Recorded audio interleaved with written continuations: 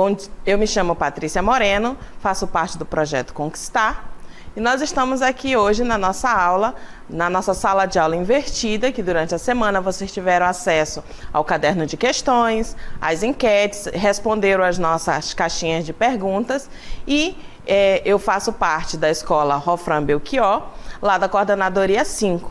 Quero aqui já agradecer a participação de todos vocês e vamos para a nossa aula de hoje.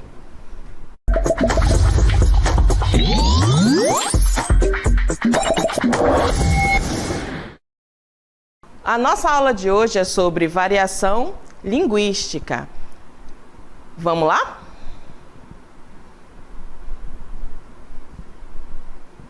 Observem essas palavras que estão aqui ao meu redor. Umas podem causar estranheza, outras vocês já podem conhecer, mas todas elas fazem parte da língua portuguesa. Dentro da língua portuguesa, nós temos dois padrões. Nós temos o padrão culto e o padrão coloquial. O padrão culto, ele vem a ser o quê? Aquele que segue rigidamente as normas gramaticais da língua portuguesa. E nós temos um padrão mais flexível, que é o coloquial, que é aquele usado de forma oral, que nós vamos falando voluntariamente, sem se preocupar muito com a rigidez da língua portuguesa. E o que vem a ser variação linguística? Vamos lá. Variação linguística é o quê? Observe, nós temos uma palavra aqui bem interessante. Nós temos aqui fenômeno natural.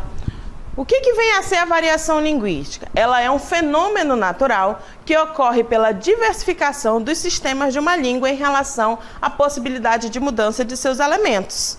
O que isso quer dizer? Que ainda que nós falemos o mesmo idioma, a mesma língua, ela vai sofrer alterações naturalmente. E isso nós vamos chamar de variação linguística. Dentro dessa variação, nós temos tipos. O nosso primeiro tipo é variação histórica ou diacrônica, que no vestibular você pode encontrar também tanto histórica como diacrônica. E o que vem a ser essa variação? Ela está relacionada à própria evolução da língua. No caso, o surgimento de novas palavras e o desuso de outras. Mudanças de ortografia, fonética, assim sendo. Isso significa o quê? Que a língua portuguesa, nessa variação histórica, ela vai sofrer variações conforme as pessoas vão utilizando novas palavras ou deixando de utilizar algumas palavras ou acrescentando outras palavras. Nós temos aqui o nosso primeiro exemplo. Vamos lá? Antigamente os pirralhos dobravam a língua diante dos pais. E se um esquecia de arear os dentes antes de cair nos braços de Morfeu, era capaz de entrar no couro. Não devia também se esquecer de lavar os pés sem tugir nem mugir. Nada de bater na cacunda do padrinho, nem de debicar os mais velhos, pois levava tunda. Observe que as palavras grifadas nesse texto, algumas vocês podem desconhecer. Quem é um pouquinho aí já mais antigo, com certeza vai saber o que significa essas palavras. Agora, para o público mais jovem, vai causar uma certa estranheza. Por quê? Nós temos aqui um exemplo de variação histórica. Porque tem palavras que já caíram em desuso e agora nós vamos ver no segundo exemplo as palavras que foram acrescentadas ao nosso vocabulário. Vamos lá para o nosso segundo exemplo? Nós temos aqui 3 palavras: e-mail, self-service e playlist. Todas elas nós já utilizamos no nosso dia a dia. Nós conhecemos como e-mail, que poderia ser correio eletrônico, e nós conhecemos como self-service, que é o serviço próprio dentro de um restaurante, e nós conhecemos a playlist como a lista de músicas. Essas palavras, conforme elas foram utilizadas na língua portuguesa, elas já fazem parte do nosso vocabulário. E isso é um exemplo de variação histórica. Vamos para o próximo tipo. A variação geográfica. O que isso quer dizer? Ou diatópica. É a variação que ocorre quando a mesma língua é falada de forma diferente. Nós vamos ter a mesma língua, mas ela é falada de forma diferente, de acordo com o quê? Com a localidade do falante. Nós temos aqui no Brasil, oficialmente, a língua portuguesa. Oficialmente a língua portuguesa, só que nós temos várias regiões. E dentro dessas regiões, nós temos algumas palavras que podem ser diferentes em uma localidade e é diferente também em outra, mas sendo a mesma coisa. Vamos para o nosso primeiro exemplo. Eu tenho aipim, mandioca e macaxeira, abóbora, jerimum e moranga, sacolé, dindim e geladinho. Observem que nós temos 3 nomes para uma mesma coisa. E cada uma dessas palavras, elas são conhecidas em diferentes regiões, mas todas elas fazem parte da língua portuguesa. Vamos para o exemplo 2. Nós temos aqui: Paulo chegou do trabalho brocado. Eu vou capar o gato antes que ela chegue. Aquele suco estava chibata. Na nossa primeira frase, nós temos aqui, Paulo chegou brocado. O que significa brocado? Significa com muita fome. Eu vou capar o gato antes que ela chegue. O que significa capar o gato? Ir embora. Aquele suco estava chibata, ou seja, estava muito bom. Nós que somos aqui da região norte, nós utilizamos essas palavras com muita frequência aí na nossa linguagem coloquial. Isso significa que para nós não tem estranheza nenhuma, mas talvez em outras regiões, em outros estados, essas mesmas palavras talvez não tenham o mesmo significado.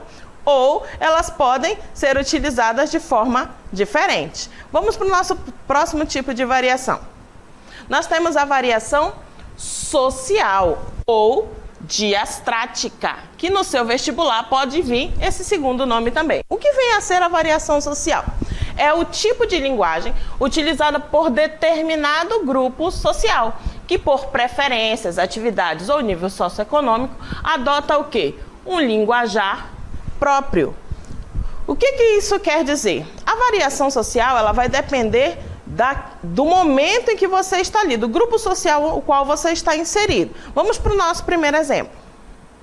Eu tenho aqui, o exemplo 1 vai falar sobre gírias próprias de um determinado grupo com interesse comum, como por exemplo os skatistas. Eu tenho aqui 3 orações. Prefiro freestyle. O cara tem um carrinho irado. O silk do skate está insano. Observe que essas palavras, elas fazem parte de um determinado grupo social, que são o quê? São os skatistas. Os skatistas, eles utilizam um determinado linguajar próprio do seu grupo social, do seu meio. Vamos para o próximo exemplo. Exemplo 2. Expressões próprias dos operadores de direito. Nós temos palavras aqui que são próprias do linguajar dos operadores de direito. Data vênia, não concordo com sua opinião. Perlustrou os autos. Eu tenho aqui data vênia, com o devido respeito. Perlustrou, percorreu com a vista. Os autos, peça jurídica. Então, o que nós podemos observar? Que determinados grupos sociais, dentro das suas técnicas, no seu momento, eles utilizam uma língua própria deles que eles conseguem compreender tanto o que fala quanto o que ouve. Vamos para o nosso próximo tipo de variação. Nós temos aqui a situacional ou diafásica. O que isso quer dizer? Essa variação ela é definida pela adequação que o falante faz de seu nível de linguagem à situação comunicativa. O que isso quer dizer? Que a variação situacional, ela vai ser aquela que o falante da língua portuguesa, ele domina a língua portuguesa e sabe, de uma maneira bem clara e objetiva, adequar a linguagem ao momento a que ele está vivendo. Vamos para o nosso exemplo. Nós temos aqui situação informal e situação formal. Aqui, fala garoto, beleza? Rola um cinema hoje? Cadê Pedro? Você viu ele? Nós temos aqui uma maneira informal. E aqui, situação formal. Bom dia, tudo bom com você? Querem ir ao cinema comigo? Onde está Pedro? Observe que as duas fazem parte da língua portuguesa, só que essa aqui é a situacional. Por que a situacional? Porque eu posso saber qual é o adequado a ser empregado no momento e eu também posso utilizar da língua portuguesa de uma forma mais leve, mais tranquila, certo? Então aqui nós temos dois exemplos de variação situacional. Agora, para saber se está tudo ok, nós vamos praticar. Vamos para o nosso exercitando.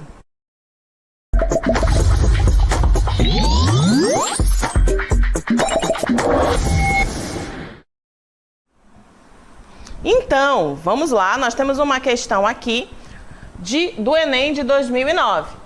Nós temos aqui um pequeno enunciado, depois vem a nossa pergunta. A informação é: a escrita é uma das formas de expressão que as pessoas utilizam para comunicar algo e tem várias finalidades: informar, entreter, convencer, divulgar e descrever. Assim, o conhecimento acerca das variedades linguísticas sociais, regionais e de registro torna-se necessário para que se use a língua nas mais diversas situações comunicativas. Agora vamos para a nossa pergunta.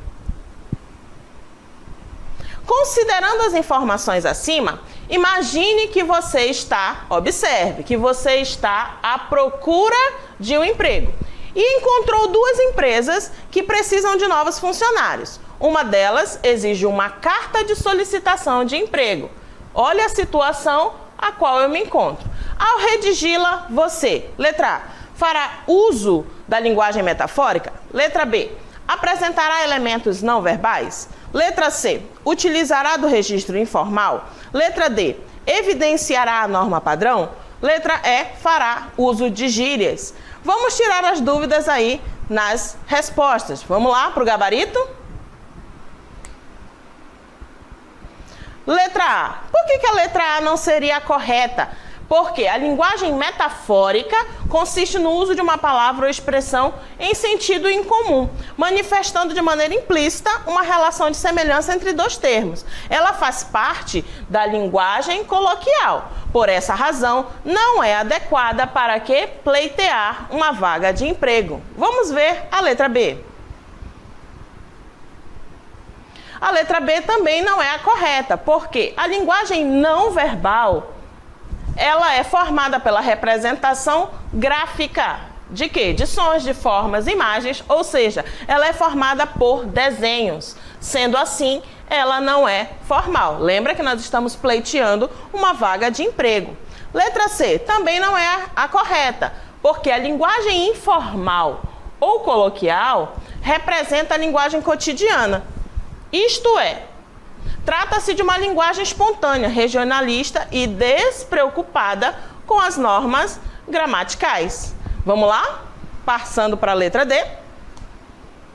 A letra D é o gabarito da nossa questão. Por quê?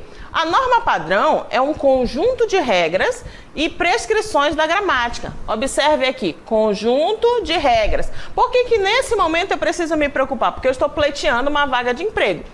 Né? E prescrições da gramática da língua que deve ser utilizada em concursos, redações, tribunais, entrevistas de emprego ou não. Aonde mais? Currículos e em certos locais de trabalho.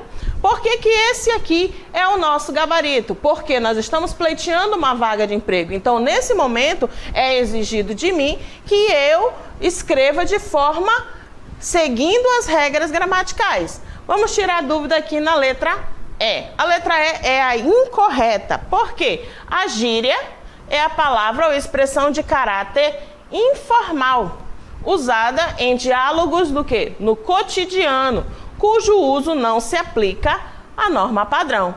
Então, nós podemos observar aqui no nosso exercício que quando eu estou à procura de um emprego ou vou fazer uma redação do Enem, a situação que eu vou precisar empregar a língua portuguesa vai ser o quê? O padrão formal, o padrão da gramática que seja mais ligado às regras gramaticais. Exatamente, nós temos aqui esse momento para tirar todas as dúvidas aqui do nosso exercício. Agora, nós vamos partir para o tira dúvida que foi deixado lá nas redes sociais. Vamos...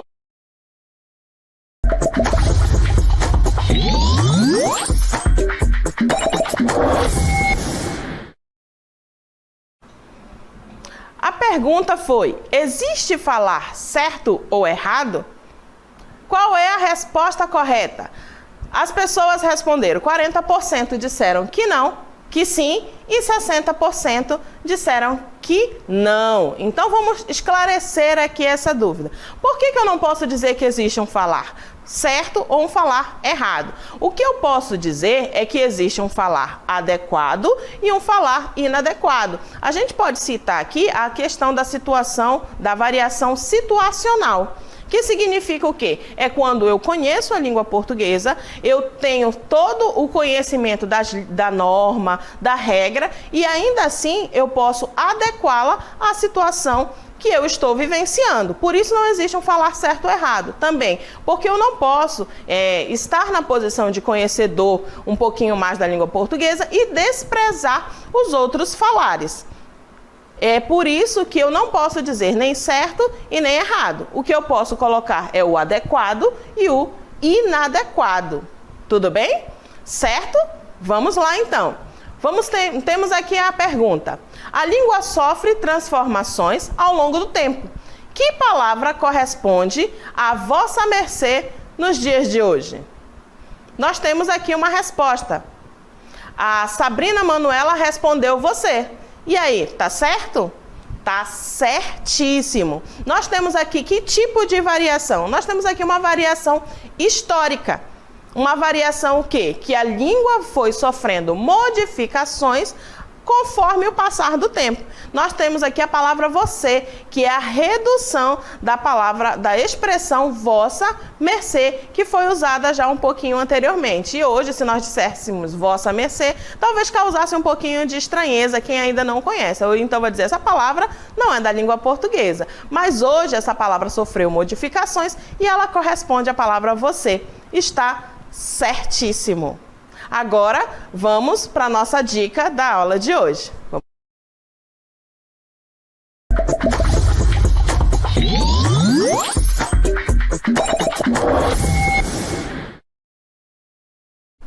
E então, vamos para a nossa dica de hoje. Qual a dica hoje eu tenho para dar para vocês em relação à variação linguística? É extremamente necessário conhecer a língua para quê? Para que eu possa adequar o nível vocabulário e sintático no ambiente linguístico no qual eu me encontro. Por exemplo, nós temos aqui um discurso de formatura.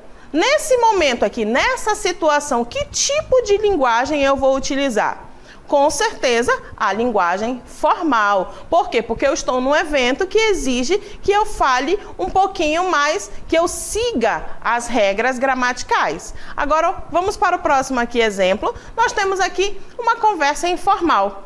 Aqui a linguagem, ela vai ser muito mais espontânea. Eu não vou precisar me preocupar tanto em seguir as regras com tanta rigidez. Eu vou conversar tranquilamente. Essa linguagem age de uma forma espontânea. Então, fica a dica para vocês. Eu preciso adequar o vocabulário. Nós encerramos a nossa aula de hoje. Eu quero agradecer muito, mandar um beijo para a minha escola do coração, Escola Rolfran Belchiola, da Coordenadoria 5. Quero dizer que eu gosto demais dos meus alunos, que eu amo a todos. E sigam lá nas redes sociais, @conquistar.seducam, e coloquem lá as fotos, as selfies, coloquem a hashtag Conquistar 2021. E eu quero agradecer a todos que puderam proporcionar esse momento aqui muito bacana. Tudo bem? Até uma próxima aula. Até mais!